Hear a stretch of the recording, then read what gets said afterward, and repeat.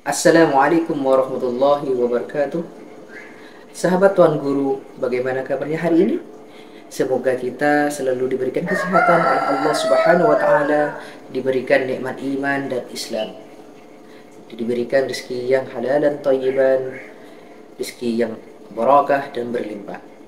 Sahabat channel Tuan Guru, mari kita simak dari guru kita Gus Baha. Semoga apa-apa yang nantinya disampaikan menjadikan kita lebih baik ke depannya dan menjadi ilmu yang bermanfaat bagi diri kita sendiri dan orang banyak. Mari kita simak ceramah dari Assalamualaikum warahmatullahi wabarakatuh.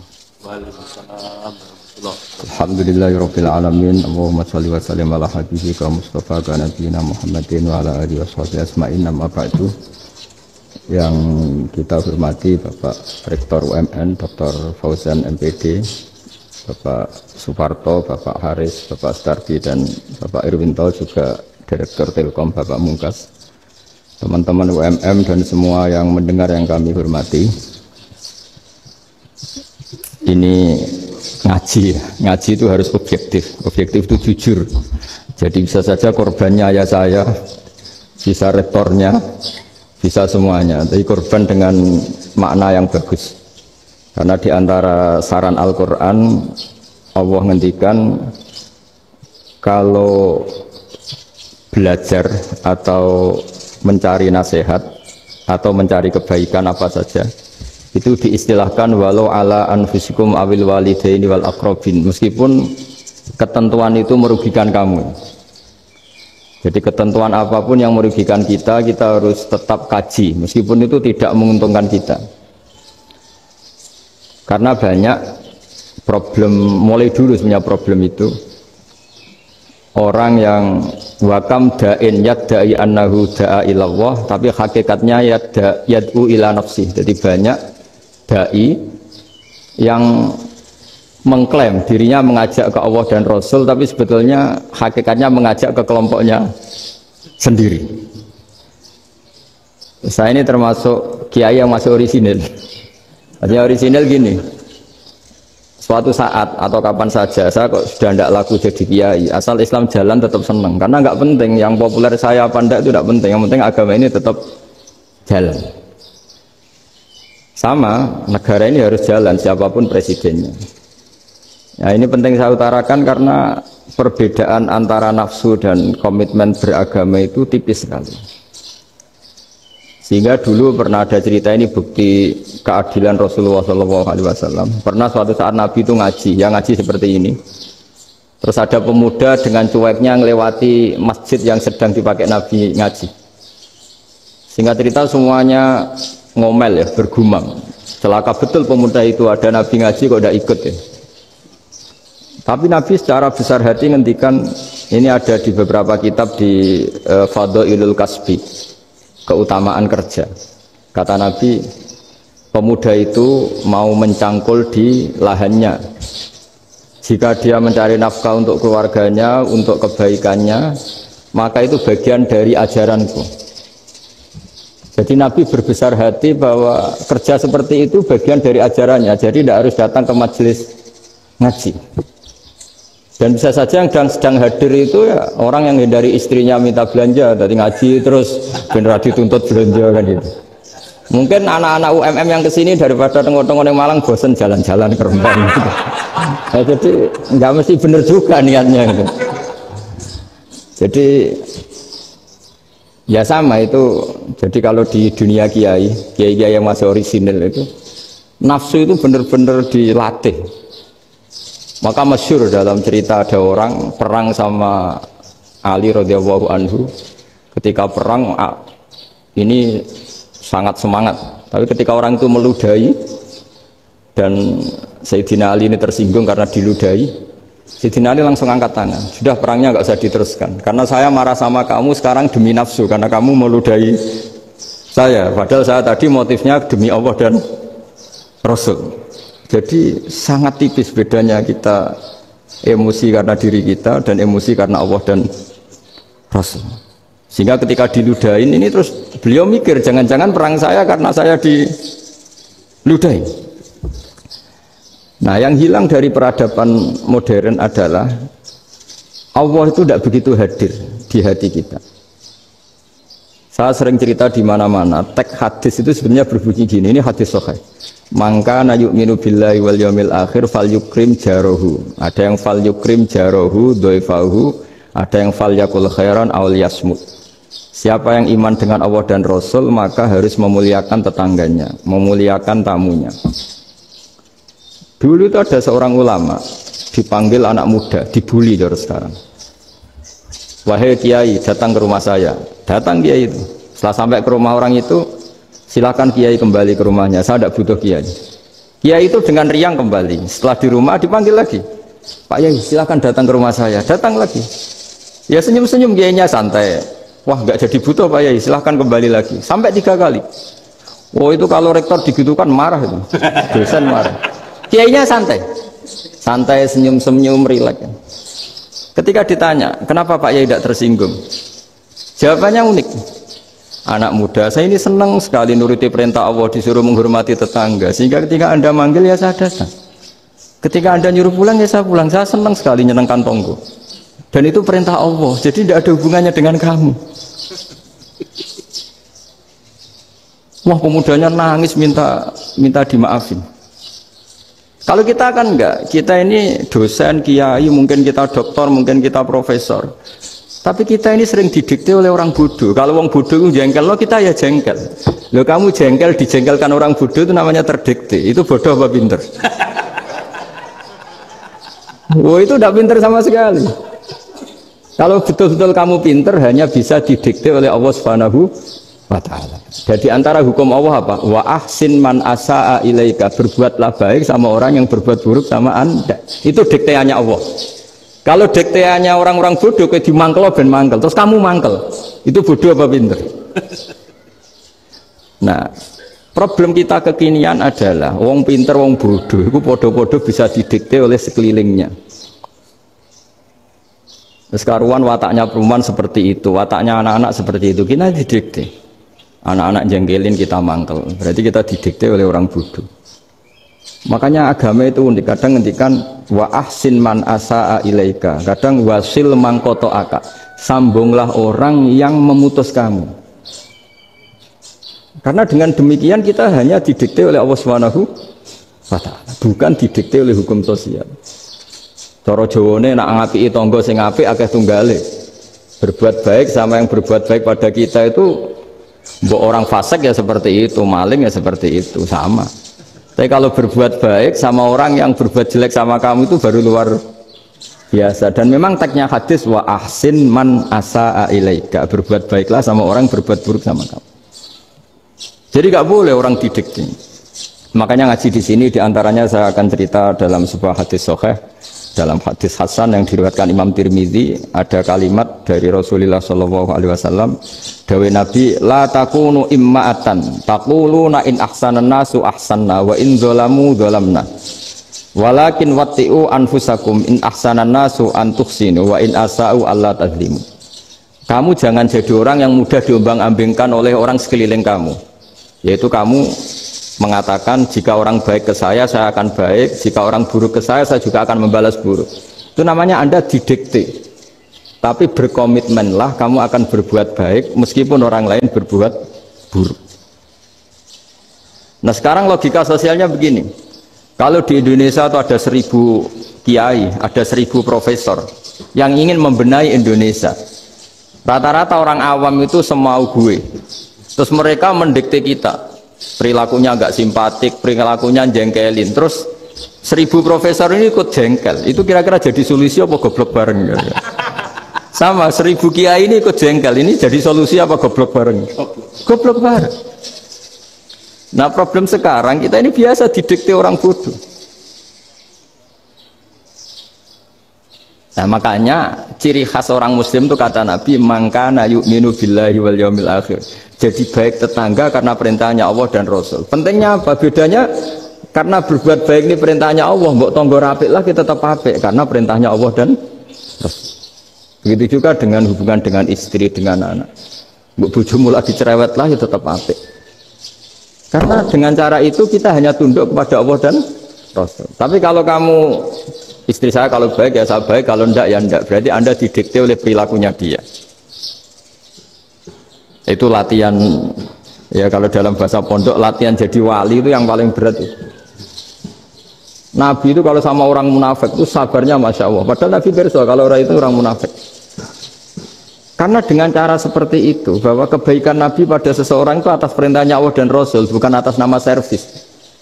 Kalau Nabi hanya baik kepada Abu Bakar, itu mungkin orang bilang, wis adune wong Abu Bakar baik sama Nabi.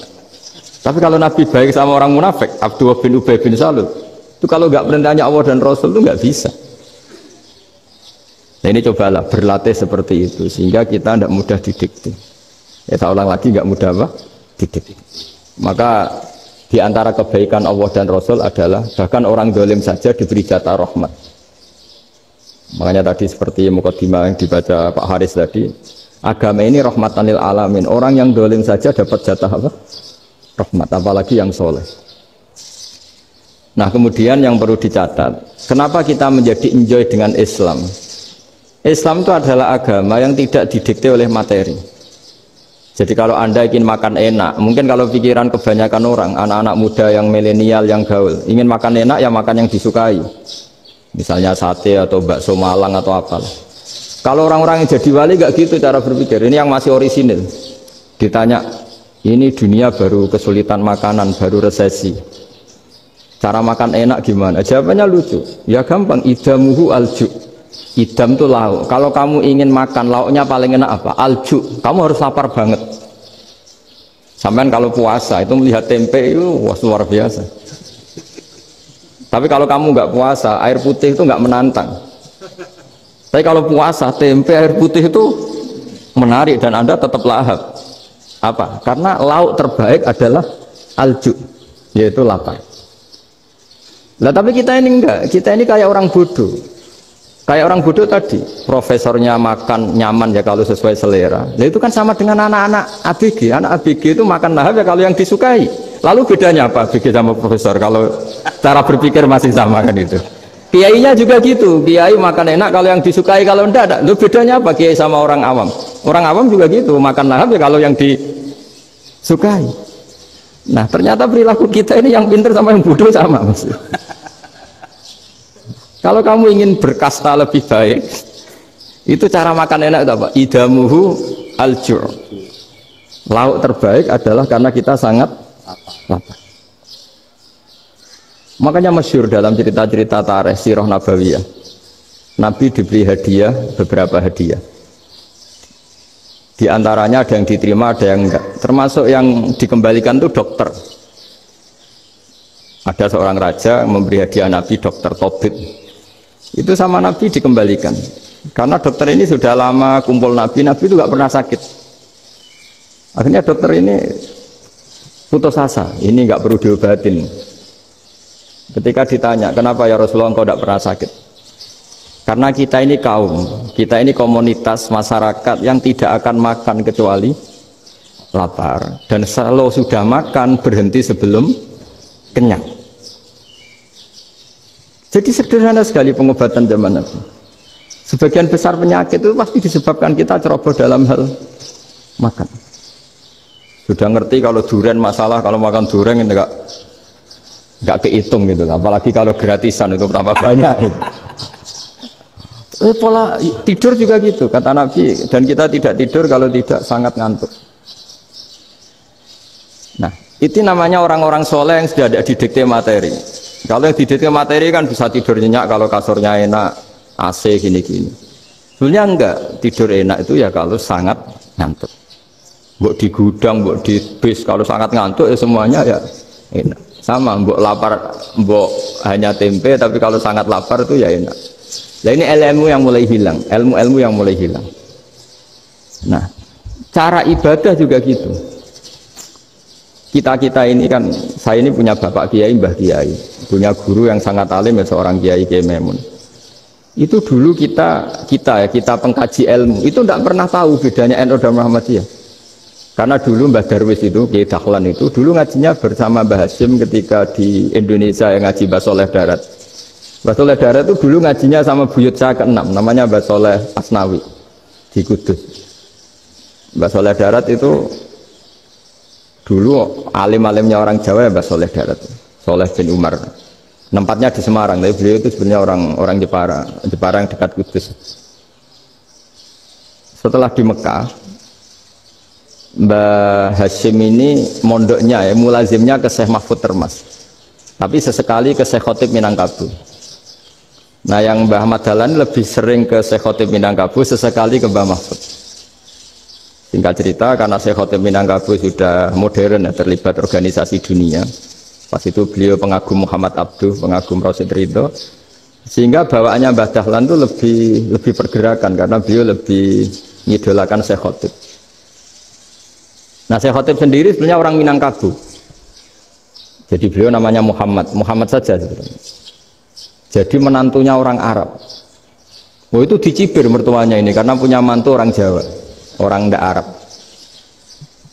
Singkat cerita terus si mertuanya bilang gini, kamu jangan pernah bilang kalau orang Arab itu mansa kanal Arab, orang yang bertempat di Arab.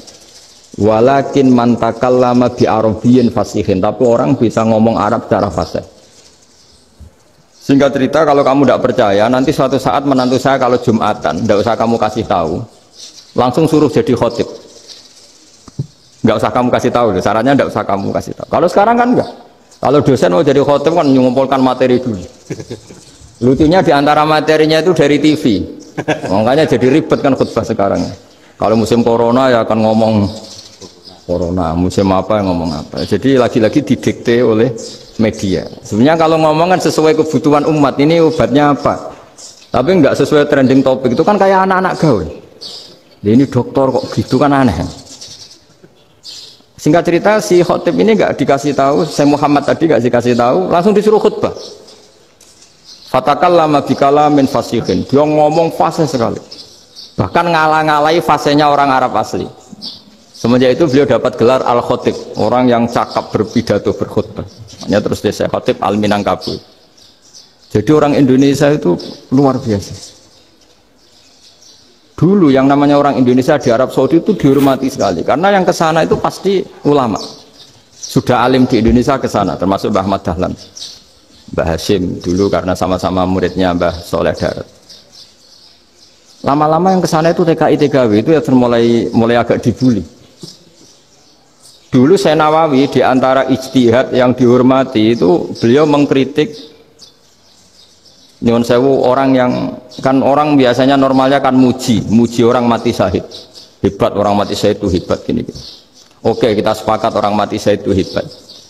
Tapi kata Imam Nawawi dengan syarat niatnya itu li'ila'i kalimatillah dan itu bawaan takdir. Saya ulang lagi, itu bawaan takdir, harus mati di medan perang. Tapi tidak boleh seseorang ini niat perang tapi niatnya supaya syahid. Karena kalau begitu berarti dia berniat supaya menjadi maktulal kafir, orang yang dibunuh orang kafir. Kedua, dengan dia mati berarti pasukan Islam berkurang. Berarti dia ingin pasukan berkurang, hanya ambisinya dia ingin langsung ke surga. Misalnya pasukan orang Islam itu 10, orang kafir 10. Kalau kamu ingin syahid berarti mati 1 kan, tinggal 9 kan. Nah kalau yang seperti itu 10 kan mati semua. Gara-gara ingin syahid akhirnya perangi rapati tenanan, benang mati, benang mlebu swarga. Kata Syekh Nawawi, ya enggak. Kalau kamu perang sama orang kafir ya niat menang. Dengan niat menang ini kamu ingin li'ila'i kalimatillah. Tapi kalau kamu ingin syahid berarti kamu menuruti keinginan nafsu kamu yang cepat masuk surga. Itu orang Arab kagumnya bukan main. Karena di mana-mana orang itu dinilai dari niatnya. Paham ini ya? Tapi perang loh ya, dalam kondisi perang, bukan teroris. Perang itu artinya orang kafir yang ingin bunuh kita, itu perang namanya apa? Perang. Dulu orang cerita syahid itu hanya pokoknya syahid itu hebat, pokoknya syahid itu hebat. Syahid di medan perang itu hebat, pokoknya syahid di medan perang hebat. Tapi ketika Syekh Nawawi memberi penjelasan ilmiah, jika kamu perang ingin cepat mati, ingin cepat syahid, artinya ini untuk pemenuhan diri kamu, karena kamu bayangkan langsung masuk surga. Kamu lupa bahwa dengan kamu dibunuh kekuatan Islam berkurang. Akhirnya beliau memberi penjelasan. Syahid itu bagus, itu sebagai takdir. Hanya takdir itu kita perang yang ingin menang, tapi takdirnya mati. Jangan dibalik. Oleh perang rapati tenanan benang mati nang mlebu. Itu yang pertama, termasuk ulama yang pertama memberi penjelasan itu Syekh Nawawi. Akhirnya melahirkan kekaguman yang luar biasa dengan tafsir Munirnya itu. Terus beliau itu orang yang rileks kalau menjelaskan ilmu. Ini ya juga guru-gurunya Mbah Hasim, Mbah Guru sama Mbah Hasim sama Mbah Ahmad Dahlan Syekh Nawawi itu. Jadi dulu yang alim di Arab itu ada Syekh Nawawi, ada Syekh Khotib Minangkabau, ada Syekh Bakir Jogja, ada Syekh Mahfud Termas. Itu orang Indonesia banyak sekali yang alim. Bahkan diantaranya yang dikagumi Al-Azhar itu juga orang Indonesia, nama Syekh Abdul Manan, itu mbahnya Syekh Mahfud Termas. Itu pertama ada duta besar Indonesia di Mesir, itu termasuk barokahnya Mbak Abdul Manan tadi, itu juga orang Indonesia. Jadi pemahaman ulama Indonesia itu khas, termasuk ketika memaknai apa? Syahid. Ketika memaknai apa? Syahid. Itu unik. Ketika Syekh Nawawi diuji dulu itu yang namanya ulama diuji dulu oleh 100 ulama. Jadi dulu ya ada kompetisi. Imam Bukhari diakui jadi ahli hadis itu diuji oleh mi'atu muhaddisin, 100 orang ahli hadis, sanad dibolak-balik, matanya dibolak-balik, tapi beliau tetap bisa mengembalikan proporsi sanad itu. Syekh Nawawi pernah diuji gini. Ayul afdol al ulama awis salatin. Keren mana ulama sama raja atau sama orang-orang kaya, sama penguasa? Ya keren ulama. Dibully sama orang. Tapi setahu saya banyak ulama yang antri di rumahnya raja, tapi saya tidak tahu melihat raja antri di rumahnya ulama. Kan kebanyakan kan mungkin ustadz atau kiai yang antri ngajukan proposal kan enggak. Nah, kalau raja kan enggak pati itu, malah enggak usah antri, kiainya sudah nyambut sebelum datang. Jawabannya lucu Syekh Nawawi itu, dan yang tanya itu langsung diem. Ya karena ulama itu tahu fungsinya uang, sehingga cara nyari sampai seperti itu. Sementara raja-raja itu tidak tahu fungsinya ilmu, makanya tidak pernah sowan ulama. Sehingga jadi ya dianggap enteng saja. Ulama kan tahu fungsinya uang, tahu untuk pondok, tahu masjid. Sementara raja tidak tahu fungsinya ilmu. Jadi itu khas Jawa ya. Khas Jawa, khas Indonesia. Apa-apa yang menurut orang banyak dengan tanda kutip itu buruk atau baik, itu orang Jawa menafsirkan tuh gampang saja. Sehingga semenjak itu Jawa itu dipandang betul. Saya punya kitab namanya Qadhayal Haji wal Umrah. Itu terbitan Hayatul Ulya Arab Saudi, milik Wahabi. Itu diantara fatwa yang dipakai untuk solusi muskilatul haji, problem-problem haji kekinian. Itu fatwanya syekh-syekh yang dari Indonesia, termasuk Syekh Khotib Minangkabau, Syekh Nawawi Banten, Syekh Bakir Nur Jogja. Misalnya begini, dalam fatwa-fatwa yang menyulitkan kita ya, sampai sekarang jadi perdebatan. Ketika Sofa dan Marwah itu dengan batas tertentu, saya ulang lagi dengan batas tertentu, mau tidak mau atas nama kebutuhan, itu kan butuh perluasan. Karena kalau naik turun itu mudah disepakati ulama. Jadi misalnya gini ya, saya punya tanah seluas ini. Pasti orang akan mengatakan sampai bawah ya tanah saya, sampai atas tanah saya. Itu mujma' alaih, itu disepakati. Sehingga Nabi ngendikan al-Ka'bah min tuhumil ardi ilas sama Ka'batun. Ka'bah sampai ujung bumi, sampai ke aras semuanya Ka'bah. Sehingga tidak ada perdebatan ulama ketika Masjid Haram ditingkat, kemudian yang di atas sholat, tetap dia menghadap Ka'bah. Tidak harus diluk melihat di bawah, enggak. Karena Ka'bah sampai langit.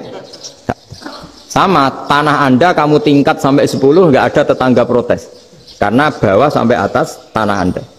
Tapi kalau diperluas, tanah Anda kamu luaskan setengah meter saja atau 3 cm saja, iso geger mbek tonggo. Karena di mana-mana batas itu ya tadi, kalau atas bawah miliknya, kalau samping enggak. Pertanyaannya, perluasan Mina itu ke samping, perluasannya Matof yang Mas'a itu juga ke samping. Geger kan ulama dunia. Bagaimana hukumnya Mina Jadid, Mina yang diperbarui atau Mina yang diperluas? Itu diantara rujukan baik yang membolehkan maupun yang menentang. Itu ya syekh-syekh Indonesia. Itu orisinal tuh. Saya punya kitab orisinal terbitan Hayatul Ulya, kira-kira ya kemenaknya Arab Saudi kalau di Indonesia itu. Itu yang dirujuk Dawei Syekh Nawawi, Dawei Syekh Khatib Minangkabau. Karena apa? Ada logika khas Jawa. Misalnya begini. Meskipun saya tidak perlu fatwa Mina jadid sah apa enggak, memang jadi perkhilafan ulama. Misalnya kampung ini dinamai Mina. Pertanyaannya gini, tanah yang di samping ini bisa milik Anda apa enggak? Ya bisa Gus kalau dibeli atau dihibahkan. Berarti tanah di samping Anda menjadi milik Anda karena ada proses pengambil alian lewat beli maupun hibah. Nah masalahnya ini negara itu berhak menganeksasi atau memasukkan ini sebagai Mina. Itu ulama Jawa kalau ditanya, alasannya apa? Fa'innal muttasila bisyai' hukmu dzalika syai'. Karena yang gantet, yang mutasil itu bisa dihukumi seperti sesuatu itu. Jadi kalau ini Mina, ya yang gantet Mina ini ya bisa dikatakan Mina. Beda dengan membuat Mina Malang Mina, wah itu tidak bisa, ada mutasil kan. Itu enteng sekali ulama Jawa. Satu ya tentu karena kebutuhan, tapi asal masih al-muttasilu bihi, yang masih tanah yang masih mutasil. Nah ketika perluasan antara sofa dan marwah kan misalnya ini batas luasnya sofa, ini batas luasnya marwah. Lalu atas nama kebutuhan sofa marwah itu sampai sini, sampai agak meluas ke sini. Itu geger Arab Saudi. Wah ini gimana?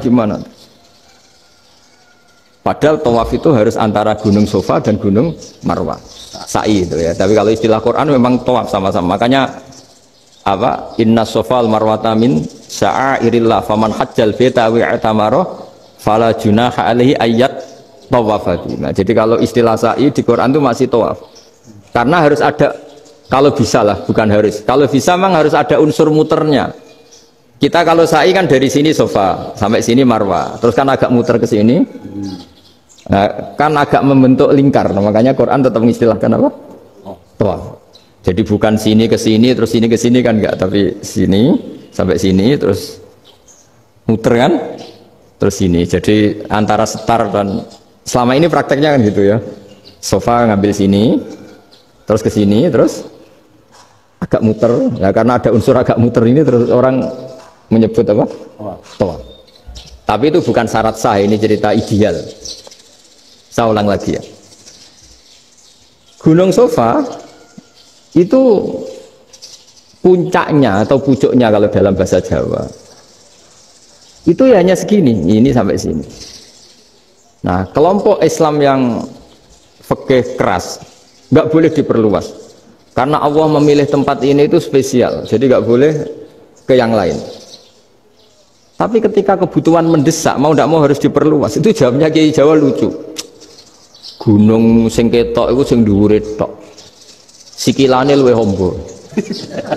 Jadi karena kita kan gunung kan bentuknya gini.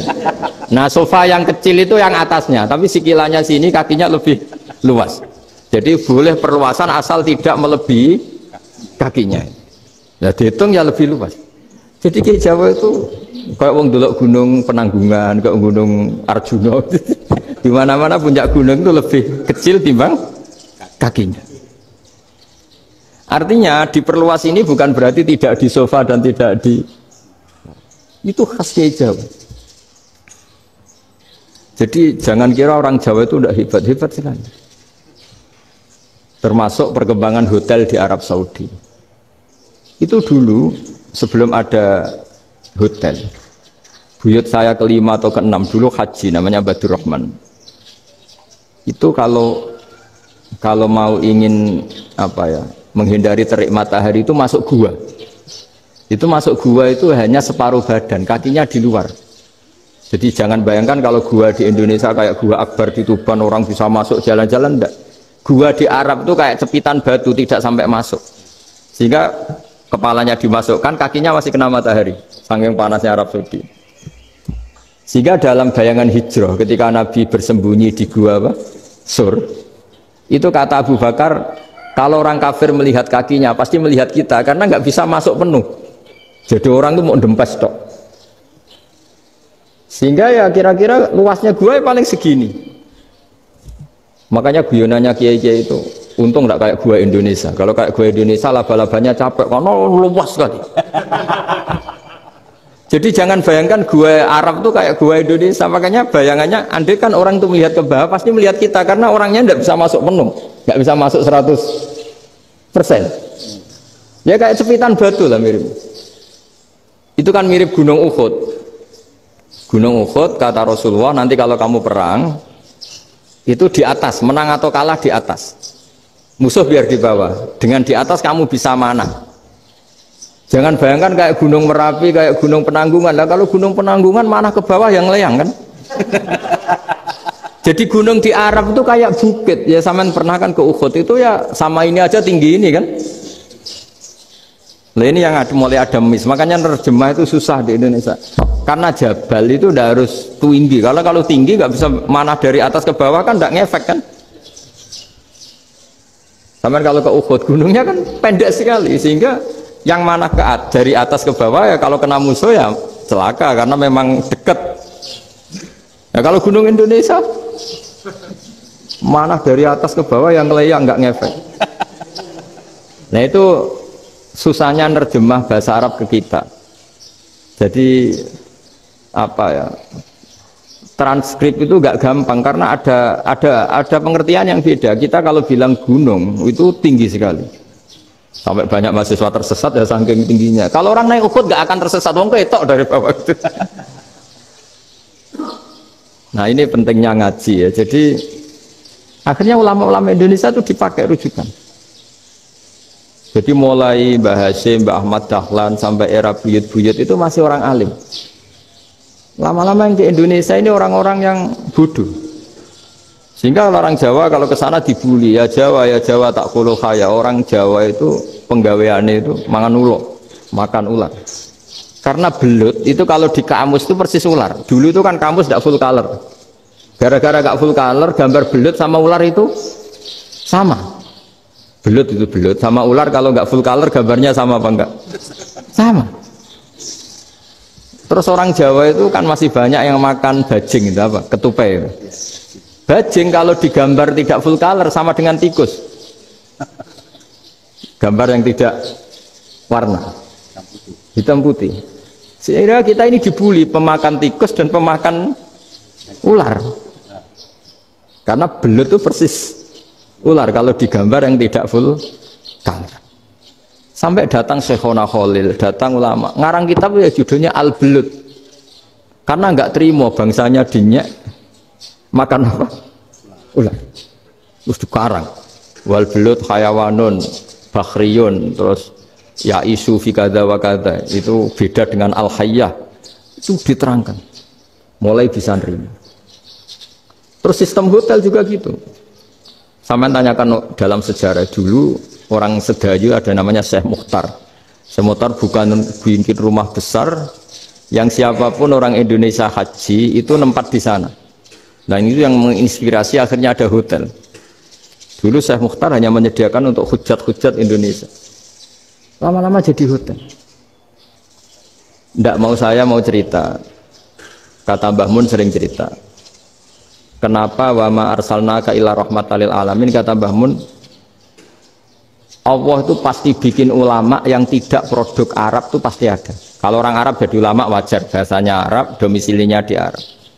Tapi Allah akan selalu bikin ulama yang tidak bangsa Arab. Imam Ghazali itu Tus itu Persia. Imam Bukhari itu kira-kira kalau sekarang ikut Uzbek. Ya, Imam Bukhari itu kalau negara sekarang ikut mana? Uzbek. Kenapa demikian kata Mbah Mun? Karena Allah sudah ngendikan wama arsalnaka illa kafatal linnas.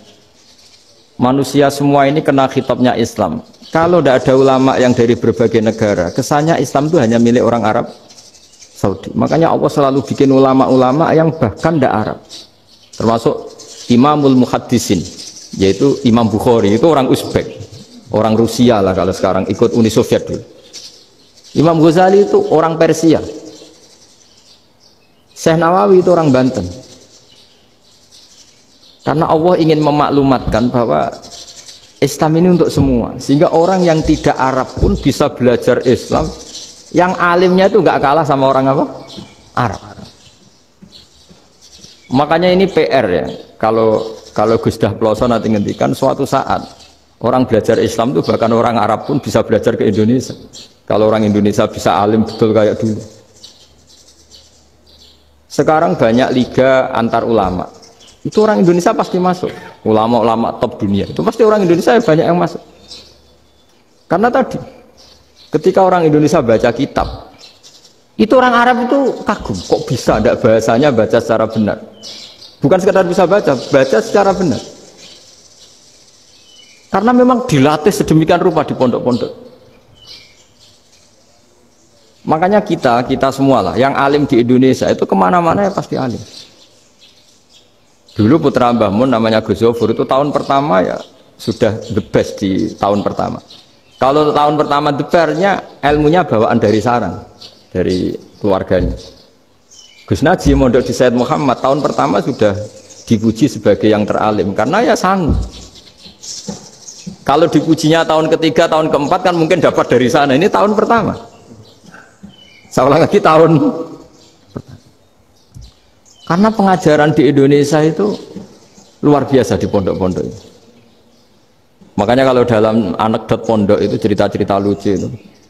Ada orang Jakarta ngaji, setelah di kelas itu pelengahan terus. Melihat jendela, lihat pintu terus. Lama-lama gurunya marah. Kamu diajarin kok enggak punya sopan. Melihat pintu terus enggak memperhatikan guru. Ya. Anak Betawinya jawabnya lucu. Habis Pak Guru bohong. Ya. Kenapa ya? Kamu Pak Guru bilang Ja'a Zaidun, Zaid datang. Tak lihat enggak ada yang datang. Setelah itu contoh nasab kan ro'a itu Zaidan. Saya melihat Zaid. Saya enggak melihat Zaid.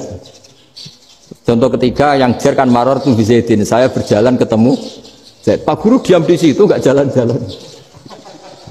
Jadi saking detailnya Indonesia itu diajari. Kalau rofa Ja'a Zaidun, kalau nasab ro'a itu Zaidan, kalau jar maror tuh Zaidin.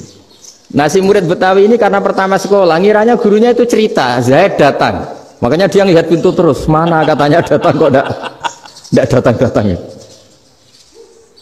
Nah dengan latihan seperti itu kemungkinan orang Indonesia salah itu kecil karena memang dilatih betul.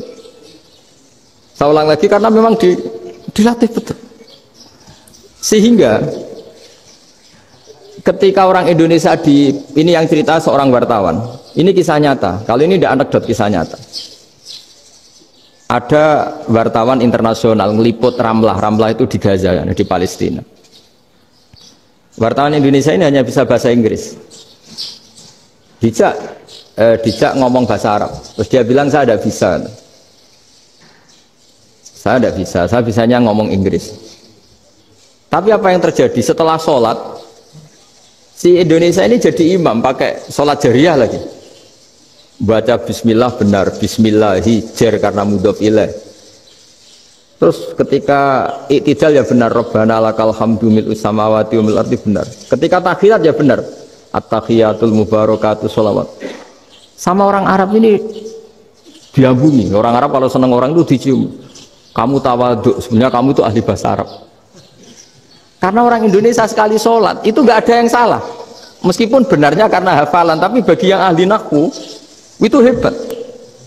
Misalnya kita kalau ngapalkan kan bismillahi, bismijar karena ba, Allahi jar karena mudhof ilaih, ar-rahmani jar karena sifat, ar-rahimi karena sifat.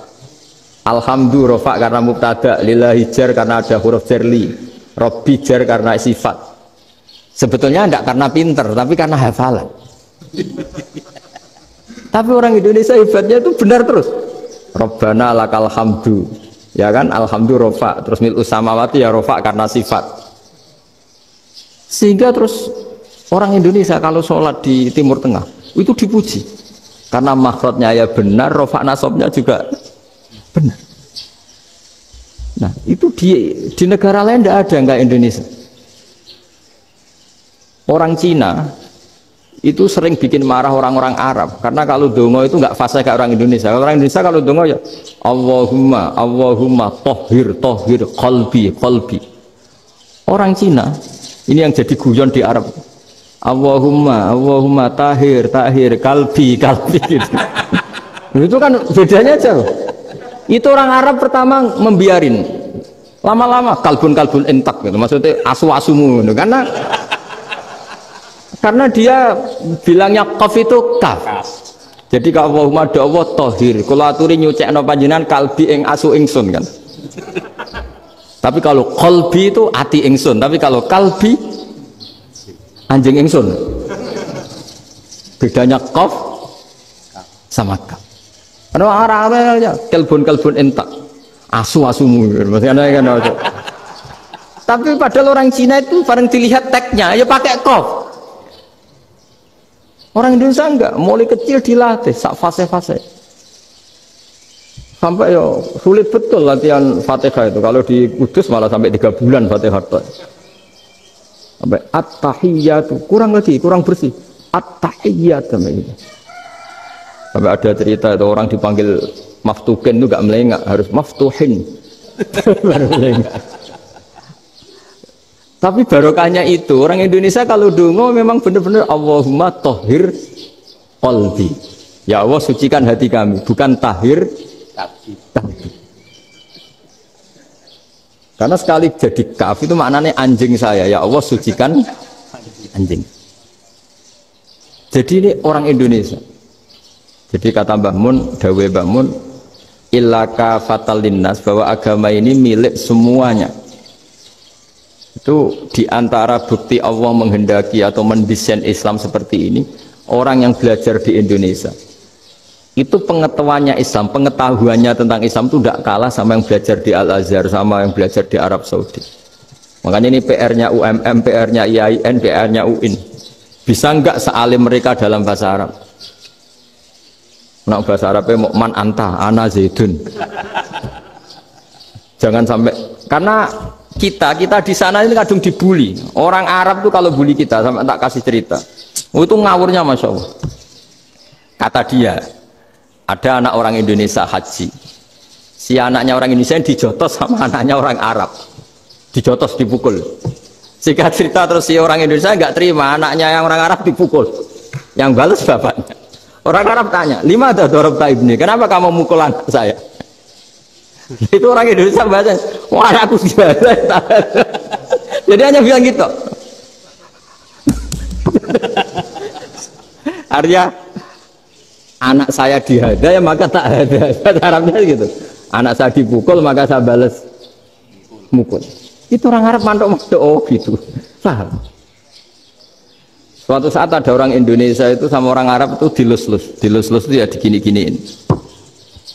Karena dia latihan bahasa Indonesia, latihan bahasa Arabnya itu masih mufrodat. Jadi kalau ngartikan yadun itu tangan, saro itu jalan. Jadi kalau jalan ya saro-saro. Roksun itu kepala, ana itu ingsun. Jadi karena dia nggak ngerti penggunaannya, itu bahasa Arabnya itu yadun anta, jadi bukan yaduka tapi yadun anta, berarti tangan kamu. Saro-saro itu jalan-jalan. Ala roksi ana yang atasnya sirah ingsun. Jadi mestinya yang benar kan yaduka saro ala roksi atau gitu. Tapi enggak dipotong-potong. Yadun tangan kan, anta kamu, berarti tangan kamu. Saro-saro jalan-jalan. Roksun itu sirah, anak ingsun. Jadi di atas kepala saya. Orang Arab tertawa-tawa, tapi paham maksudnya seperti itu. Jadi kita ini dibully di Arab itu Masya Allah. Jadi akhirnya lahirlah ulama-ulama tadi yang saya sebut tadi. Bahkan pernah lama sekali ulama Indonesia itu jadi master di Arab Saudi, yaitu Senawi Banten. Itu kalau orang sana bilang itu Sayyidu Ulama Il-Hijaz, top-topnya ulama Mekah Madinah, padahal beliau orang Indonesia dan dimakamkan di Ma'la itu dekat makamnya Sayyidah Khadijah karena sangat dihormati. Nah diantara sebab dihormati adalah ketika orang memahami syahid, maknanya pokoknya maktulal kafir. Syahid itu adalah orang yang kalau perang itu mati di medan perang. Itu Imam Nawawi merinci secara detail. Kalau dia perang supaya tujuannya mati syahid cepat ke surga, berarti dia nuruti hadzun nafsi, ingin cepat ke surga. Tapi dia lupa bahwa dia dengan terbunuh pasukan Islam berkurang kekuatan. Maka syarat perang Yang benar adalah ya ingin menang di mana-mana perang ya lillahi kalimatillah supaya kalimat Allah itu menang, jangan ingin kalah. Soal dia mati takdir, tapi jangan ingin mati. Wah itu terus dikagumi.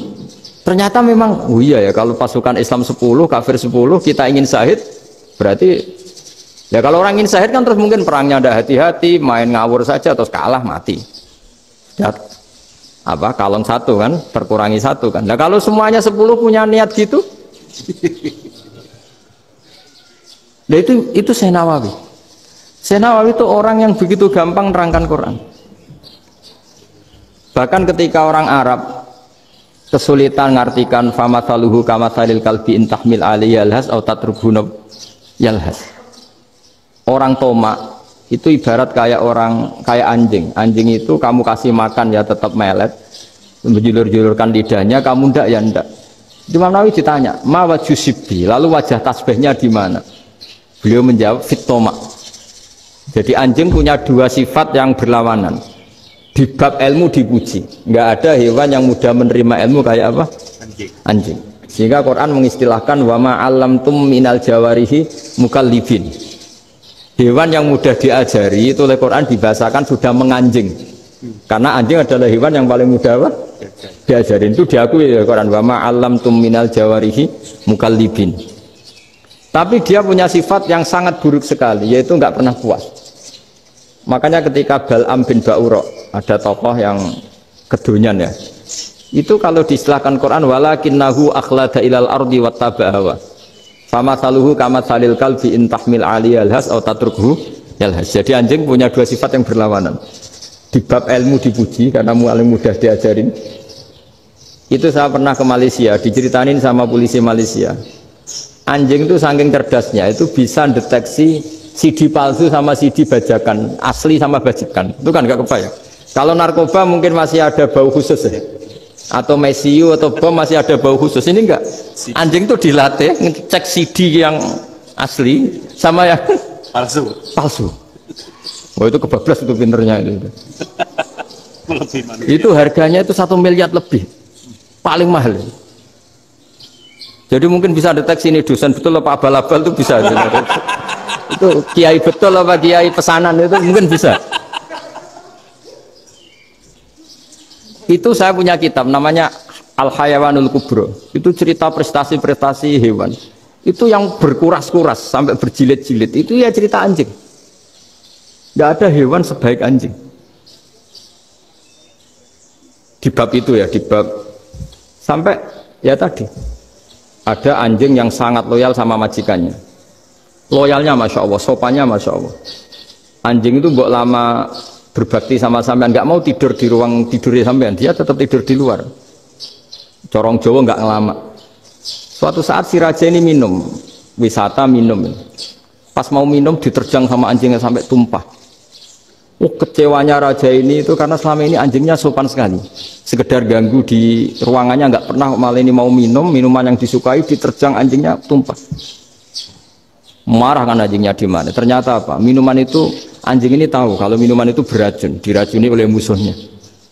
Itu saking hebatnya anjing sampai ketika ngawal rajanya itu tidak sekedar ada penjahat atau maling. Bahkan trik-trik kayak minumannya diracun oleh orang lain itu anjingnya tahu. Sehingga pas mau diminum diterjang sampai terus supaya nggak keminum. Makanya Quran istilahkan anjing itu apa? Wa ma 'allamtum minal jawarihi mukallibin. Hewan piaraan yang kamu ajarin nanti sampai sepinter anjing.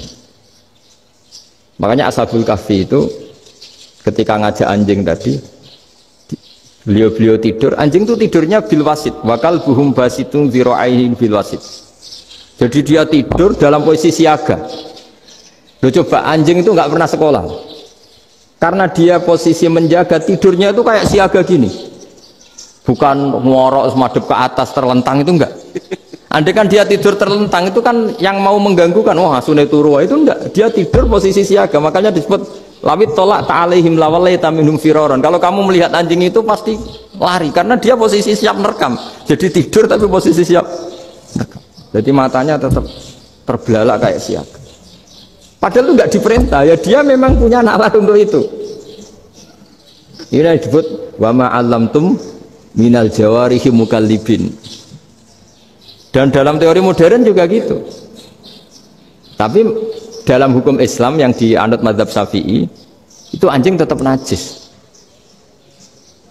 Ya sudah najis ya najis, tapi ada mazhab lain yang mengatakan tidak najis. Tapi tidak usah ngurmat anjing, geger nanti kalau rektor kampus punya anjing. Tapi ilmu itu bagus untuk kelangenan kadang. Andai kan tidak ada mazhab Malik, maka kita kesulitan menceritakan Ashabul Kahfi yang hewan piaraannya itu anjing. Tapi misalnya anjing disucikan, kita juga nanti susah menjelaskan hadis Nabi malaikat itu tidak masuk rumah yang di situ ada apa? Anjing. Maka ilmu itu, makanya kata Imam Sa'roni, sebagian ilmu itu memang kelangenan, tapi nggak boleh jadi praktek. Tapi harus ada. Misalnya begini, contoh paling gampang. Api dalam mazhab Syafi'i kan alat pensuci hanya dua, air dan tanah. Ya saya ulang lagi, air dan tanah, yaitu tanah untuk mensucikan najis anjing. Imam Abu Hanifah menambahkan api.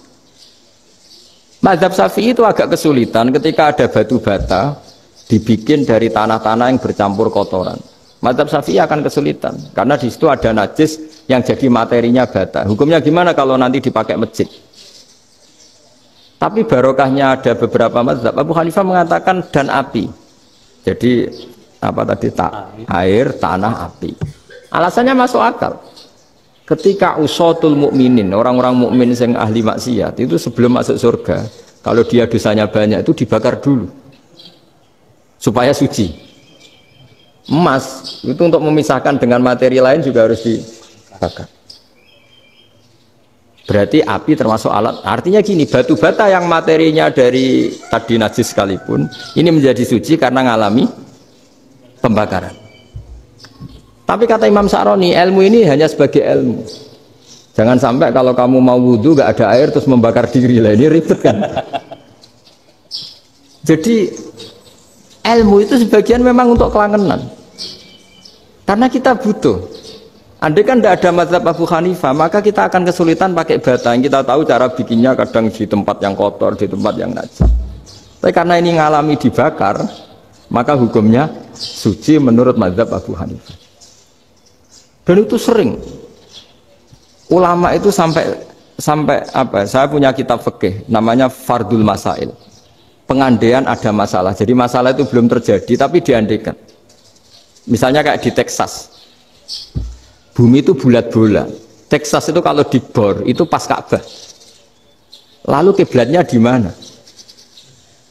Bumi ini kan hanya rubuk-rubuk seperempat, yang ada arah itu seperempat. Tapi kalau Ka'bah itu sama Texas atau Texas dengan Ka'bah itu lalu kiblatnya mana? Mau sudah bebas arah. Maka ilmu mengatakan maro'ahu muslimuna hasanan fawa indahu hasanun. Kamu jangan nuruti ilmu hakikat, tapi nuruti mindset. Kalau mainstreamnya orang banyak seperti itu, mindsetnya orang sana, misalnya Ka'bah sana, ya ikut sana. Tapi ini tidak mewakili hakikat, karena kalau yang 380 derajat itu kan terus ribet. Makanya ini kesulitan di bab-bab fikih. Ya saya ulang lagi, kesulitan di bab-bab fikih. Makanya fikih itu selalu bicara, misalnya gini, ada orang sholat, saya ulang lagi, setelah salam pertama dia kentut, itu sholatnya batal apa enggak? Itu lama berdebat. Yang dikatakan rukun sholat itu salam pertama, sehingga orang kalau sudah salam pertama, maka sudah keluar dari sholat. Maka kalau kentut enggak apa-apa, wong yang keluar dari sholat itu salam pertama. Tapi lalu pertanyaannya, kenapa Nabi salam 2 kali? Lalu yang kedua gunanya apa? Ribet kan, partai ini kalah pasti kalau ditanya gitu. Tapi kalau ditanya dibalik, sholat itu satu ibadah yang dimulai dengan takbir, yang diakhiri dengan salam. Berarti salam pertama itu pengakhir apa nunggu salam kedua? Pertama, di semua ulama bilang salam pertama. Kalau salam pertama sudah pengakhir, berarti pembatalan setelah itu nggak punya efek, nggak punya akibat. Itu kan ribet. Debat fikih itu memang ribet. Fikih itu memang senam otak karena pertanyaannya mirip-mirip seperti itu. Nah, sampean milih mana? Milih salam pertama apa salam kedua? Pasti ulama milih salam pertama. Jadi anehnya fikih itu di situ. Misalnya orang mati, takbir itu berapa kali? 4 kali. Andai kan takbir 5 kali itu batal apa enggak? Satu ulama mengatakan 5 kali itu batal. Karena rukunnya sholat jenazah itu takbir 4 kali. Berhubung ini rukun, kalau nambahi ke 5, berarti menambahkan rukun. Kayak kamu sholat, rukuk 2 kali kan batal. Sujud 3 kali, batal. Karena menambahkan apa? Rukun. Berarti kalau takbir 3, 4, 5 kali, batal. Tapi pertanyaannya, takbir itu adalah wiridan biasa. Sehingga kalau ditambahkan, nggak punya akibat, batal. Jadi perdebatan ulama itu kadang ya lucu. Alhamdulillah telah selesai kita menyimak, mengaji bareng bersama Gus Baha. Semoga apa-apa yang beliau sampaikan dari awal sampai akhir menjadi ilmu yang bermanfaat bagi kita diri sendiri dan orang banyak. Kalau kita menarik dari kesimpulan tersebut, mengapa Allah selalu menyebutkan ulama-ulama dari luar Arab? Jawabannya satu, karena Islam biar tidak terkesan milik orang Arab saja. Itulah kata beliau. Sekian saja dari kami. Mohon maaf bila ada kesalahan. Wabillahi taufiq wal hidayah war ridha wal inayah. Assalamualaikum warahmatullahi wabarakatuh.